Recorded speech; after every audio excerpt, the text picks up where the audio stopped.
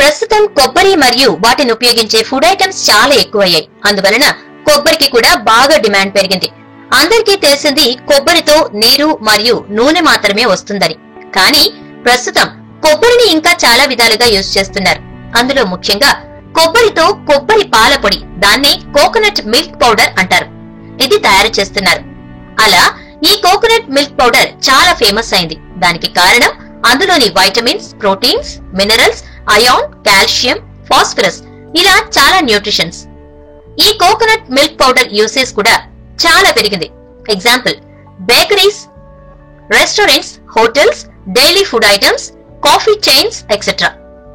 కాబట్టి ప్రస్తుతం coconut milk powder manufacturing business చాలా లాభదాయకంగా మారింది. ముందుగా ఇన్వెస్ట్మెంట్ గురించి తెలుసుకుందాం. మనం ఈ బిజినెస్ ను కేవలం 2 లక్షలతో ఇంటి వద్ద మొదలు పెట్టొచ్చు. రా మెటీరియల్ మ్యాచ్యూర్డ్ కోకోనట్ చాలు. మెషినరీ మనకు మెషినరీ వచ్చేసి సెమీ ఆటోమేటెడ్ మరియు ఫుల్లీ ఆటోమేటెడ్ మెషిన్స్ దొరుకుతాయి. మనది కుటీర పరిశ్రమ కాబట్టి బేసిక్ మెషినరీ సరిపోతుంది. Coconut milk powder making machine cost వచ్చేసి 65,000. ఇంకా మనకు కావాలంటే మన ఇన్వెస్ట్మెంట్ ను బేస్ చేసుకుని ఆటోమేటెడ్ మెషినరీ కూడా తీసుకోవచ్చు.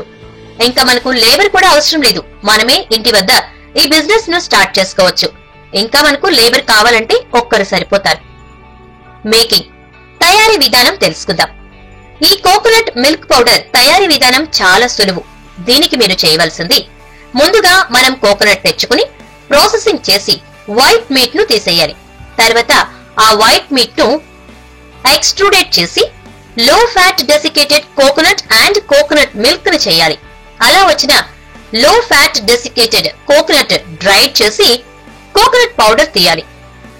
ఆ కోకోనట్ పౌడర్ కి కోకోనట్ మిల్క్ తో బ్లెండ్ చేసి ఇంకా కావలసిన ఇంగ్రీడియంట్స్ యాడ్ చేయాలి. చివరిగా వచ్చిన పౌడర్ ని డ్రై చేస్తే కోకోనట్ మిల్క్ పౌడర్ తయారవుతుంది. మార్కెటింగ్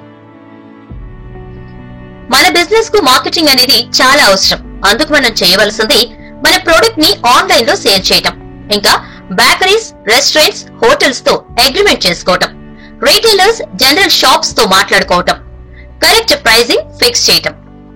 ఇలా మనం మార్కెటింగ్ చేసుకోవాలి. గవర్నమెంట్ పర్మిషన్ మనం ఈ బిజినెస్ కు గవర్నమెంట్ పర్మిషన్ తీసుకోవాలి. ఎంఎస్ఎంఈ రిజిస్ట్రేషన్ చేసుకోవాలి. స్టేట్ పొల్యూషన్ బోర్డ్ సర్టిఫికేషన్ చేసుకోవాలి. FSSAI రిజిస్ట్రేషన్ చేసుకోవటం, GST రిజిస్ట్రేషన్ చేయాలి.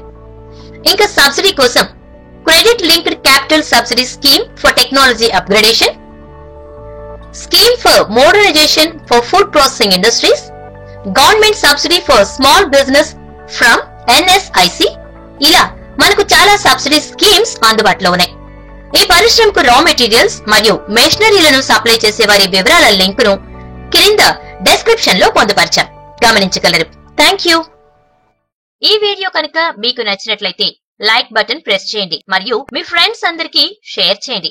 మా ఛానల్ నుంచి వచ్చే లేటెస్ట్ అప్డేట్స్ పొందడానికి ఛానల్ ను సబ్స్క్రైబ్ చేయండి మరియు బెల్ సింబల్ ను క్లిక్ చేయండి.